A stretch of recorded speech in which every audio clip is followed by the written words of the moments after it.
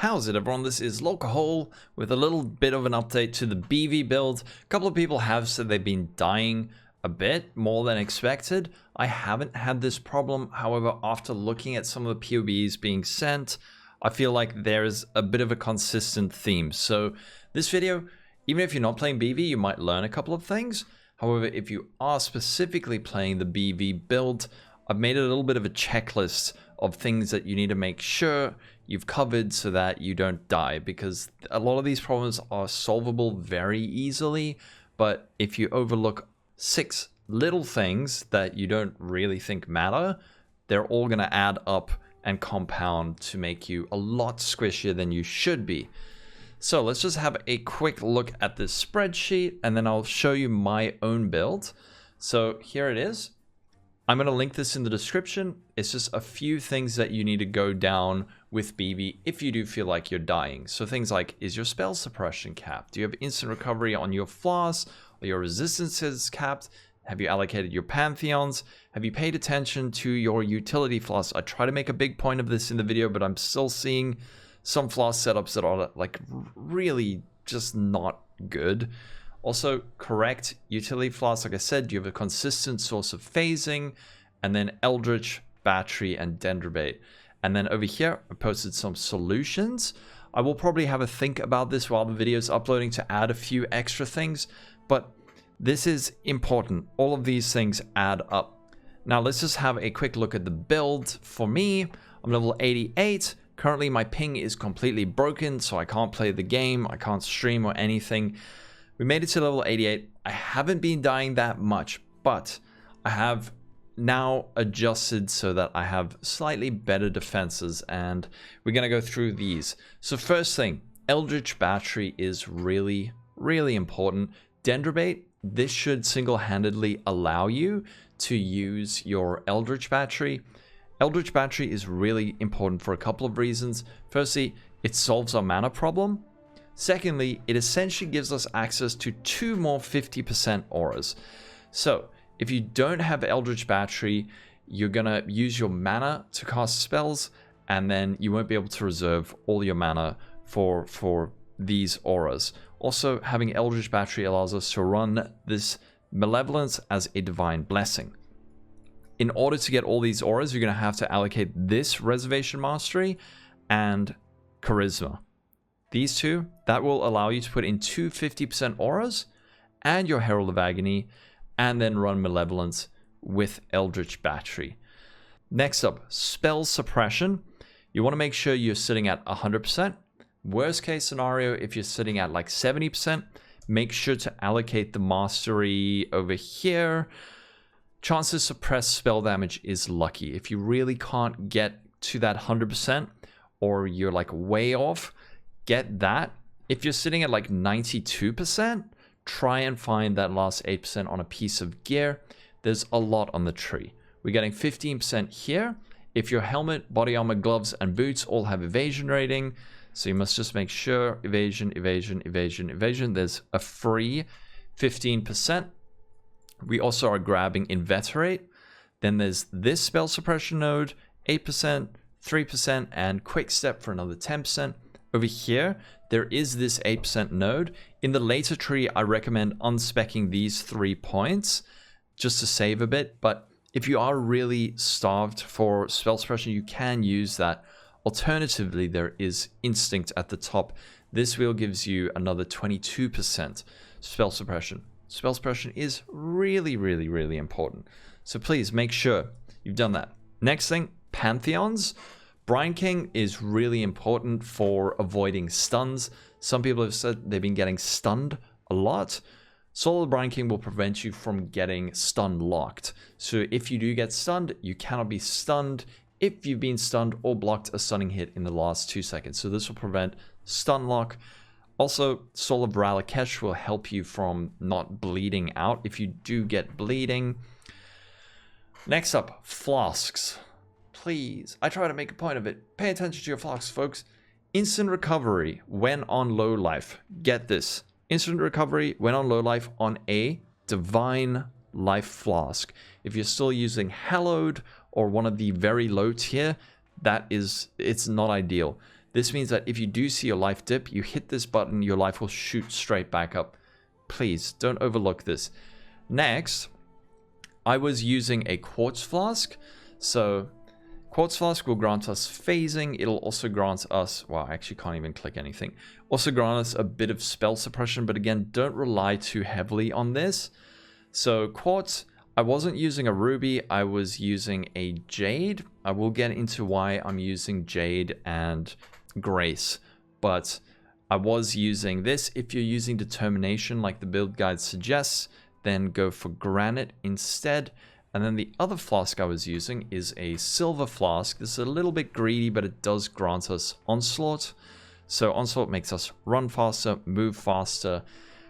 And as for the suffixes, let's just talk about suffixes.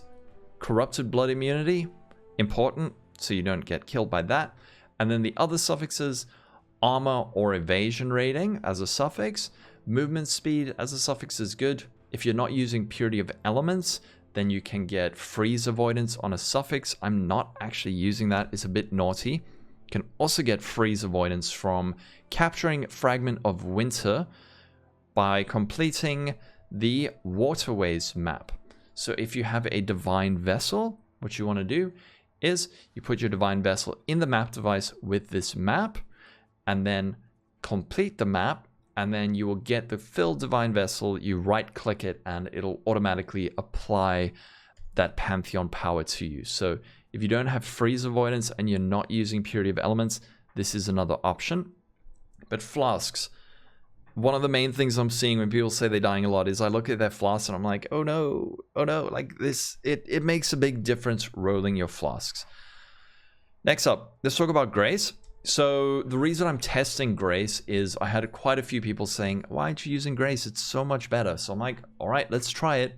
And it felt good to me. It did feel good to me. However, the problem later that happens is you avoid hits, and then when a hit comes through, you don't have the mitigation to deal with it. And then you might get one shot, especially if it's a big physical hit. So if you can run determination and grace, this will help. And then to top that off, you use a granite flask and a jade flask. Let's see. So with these up, my armor is sitting at 18k. My evasion rating is sitting at 27k. These will mean that you dodge a lot, and when you do get hit by a big physical hit, you're not taking as much damage. So if you are in white maps or in yellow maps, I didn't feel like I needed this. I honestly didn't even feel like I needed it in red maps. But if you do feel like you're dying to physical hits, try use both of these. And remember, you're going to have to allocate Eldritch Battery and these nodes to fit those in. Now, another thing that I can suggest is Overcharge. So this is a slightly different Anoint. Previously, I was using Exceptional Performance, which is fine. It's fine. Totally good. But when people said, oh, I'm dying, help, what do? I thought, let's test this. So Overcharged, this grants us 8% chance to gain a power, frenzy, or endurance charge on kill. If you're mapping, this is great. Less great if you're bossing, but for mapping, we're killing lots of monsters. This will give you endurance charges. When I put this on, I felt like I was consistently at 3 endurance charges. However, if you're going to make this change, this Anoint costs about, I think it is clear, opalescent, which is 6C, and then silver, which is 18C. So this is about a 24 Chaos Orb Anoint. Also, again, I was not using this for the longest time and I was fine.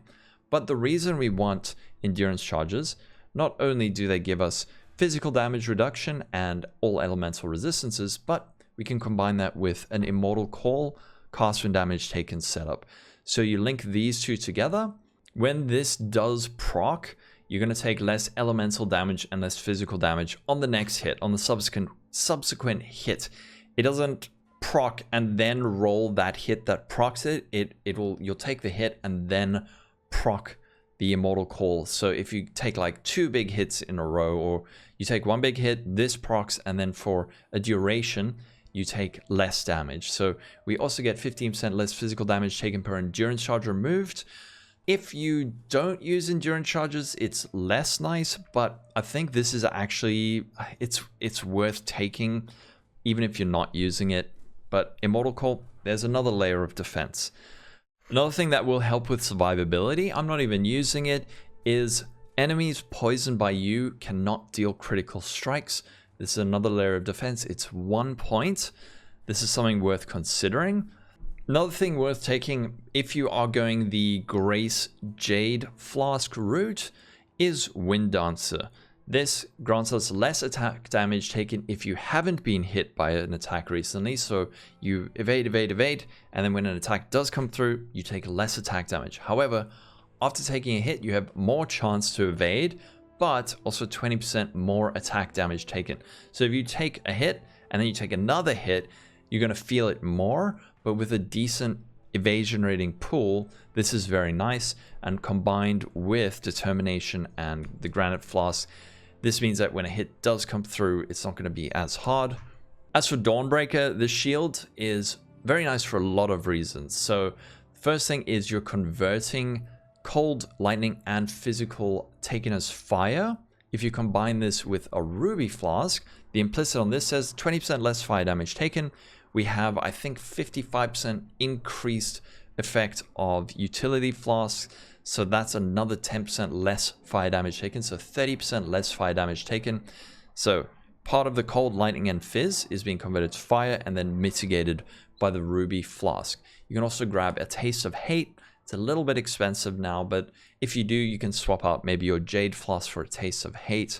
Another thing, resistances. You can see mine are not capped. I am relying on my Ruby Flask to get my resistances capped. I'm comfortable enough making sure that it's always up. I do want to get the enchant that says reused at end of flask effect, but we're a little bit broke at the moment and we cannot afford enkindling orbs, but I will be doing that shortly. In the meantime, I am just manually keeping an eye on it every few seconds to see, is this up? If it's not up, my resistances are not capped.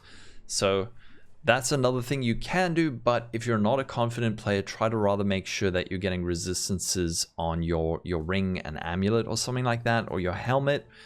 I'm just going to pull up my exact character in Path of Building right now after making some of these changes. Let's just move the head this side. So this is my character. Let's just pop off these endurance charges, and we do not have Immortal Call turned on. So with our flasks up, our EHP is at about 45k, which is, I mean, it's, to me, for softcore on a Pathfinder, totally adequate.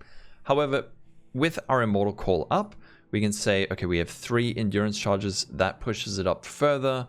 And then with the Immortal Call proccing, and this is a low level one, we can, let's say 19.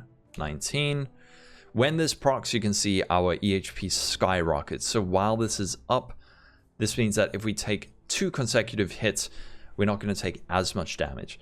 So this is why Immortal Call is good, and Determination and Grace.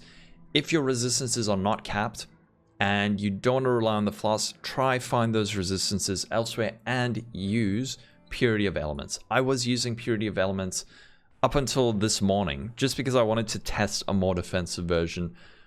Another thing we should look at, the importance of spell suppression.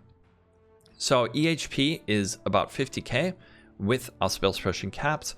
Let's just change a single item on our gear. So let's make ourselves not spell suppression capped. Let's just change this to 6% so that we're sitting at 99. Just watch this EHP number now. 50k, 10k fizz max hit.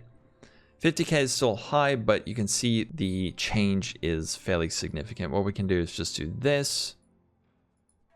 You can see that it massively improves our overall max hit just to have that capped. So this is why the importance of your spell suppression is important. So yeah, check out in the description, have a look at that little spreadsheet. Also in the comments, leave a message telling me how you've been enjoying the build. If you do feel like you've been squishy or you've been fine, please go through that spreadsheet if you do feel like you've been dying, because I haven't been. There's been a few things that have just out of the blue hit me and kill me, but overall I haven't been struggling to level up. I haven't been struggling to get experience or anything like that. So yeah, just go through that checklist. If you have a very specific problem, hop into the Discord, which is also linked in the description. Join the Discord, at me. You can go at localhole, please help, and then, I don't know, send me your PoB or something, but do please first check out that spreadsheet. That's going to be it for this video. Have a wonderful day. Stay safe. Catch you in the next one. Bye-bye. Divine power! Divine power! It's branching exile. You're making me nervous.